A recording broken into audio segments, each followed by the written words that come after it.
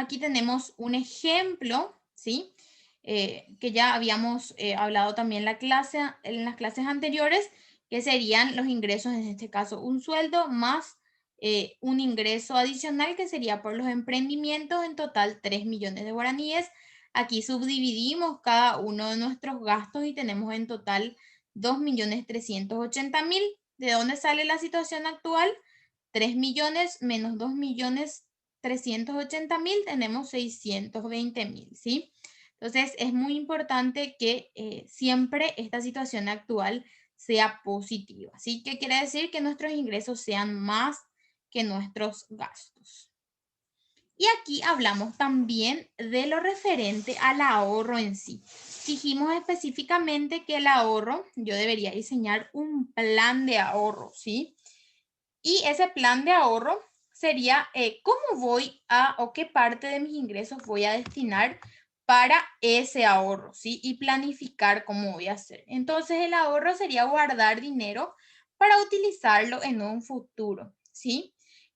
Lo importante aquí era, como habíamos hablado en la clase, de que básicamente las personas, independientes de la cantidad de dinero que ganen, es decir, si ganan 1.800.000 o 700, siempre van a poder ahorrar en algo, ¿sí? Y eso, desde luego, le va a servir para una futura inversión, ¿sí?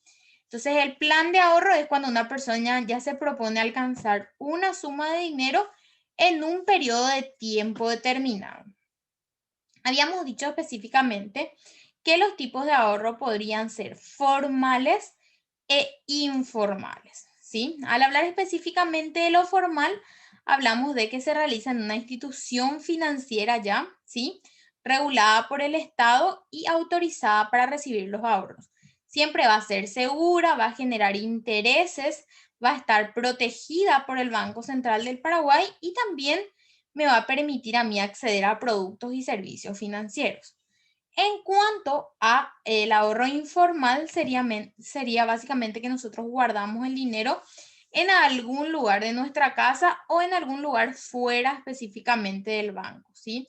Entonces, quizás las características es que puede utilizarse cuando nosotros necesitemos, pero quizás lo negativo es que no nos va a generar intereses y por sobre todo que está expuesto a ser devaluado, ¿sí? Y es muy riesgoso en caso de que se pueda perder o se pueda robar, ¿sí? Entonces, ¿cuáles serían las ventajas que yo tengo al tener específicamente un plan de ahorro?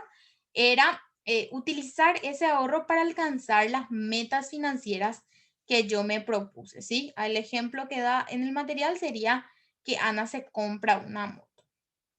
Ya hemos visto también que ese plan de ahorro me sirve a mí para las emergencias, ¿sí? Es decir, que si acontece algo como el ejemplo que estamos viviendo ahora en plena pandemia, ¿sí?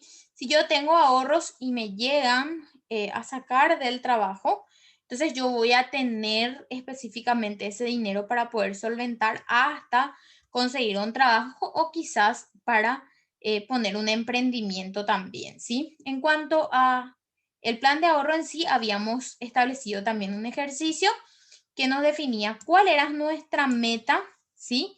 En particular, la meta que nos proponíamos en sí. También habíamos analizado como el punto 2 en cuánto tiempo yo quiero alcanzar específicamente esa meta, ¿sí? ¿Cuánto sería el valor en guaraníes de esa meta que yo me estoy proponiendo? ¿Cuáles serían los recursos que tengo para poder alcanzar?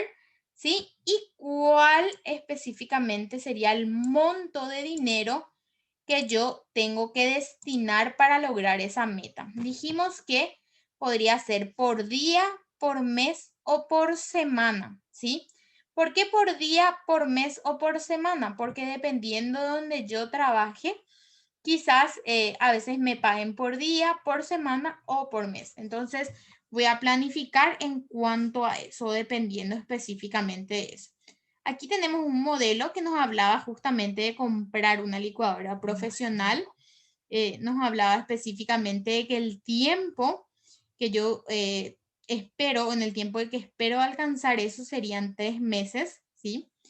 ¿Y cuánto sería el valor en guaraníes? Son 600.000 En este caso, los recursos que tengo serían específicamente las ganancias que obtengo de los productos que voy vendiendo y mi ahorro sería 200.000 mensual. Entonces, ¿cómo sabemos que eso está bien? Porque 200.000 en 3 meses son 600.000. ¿Está bien?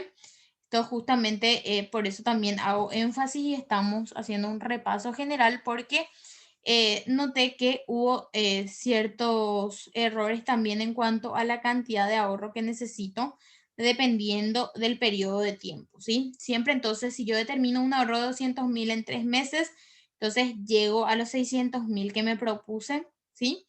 Llegar y cumplo ya con esa meta financiera que dijimos que era comprarnos una licuadora, ¿sí? Entonces siempre tengamos en cuenta que tenemos que multiplicar específicamente la cantidad por la cantidad de guaraníes destinados al ahorro por el tiempo para determinar si el valor de dinero coincide y si vamos a llegar a esa meta en esos meses, ¿sí?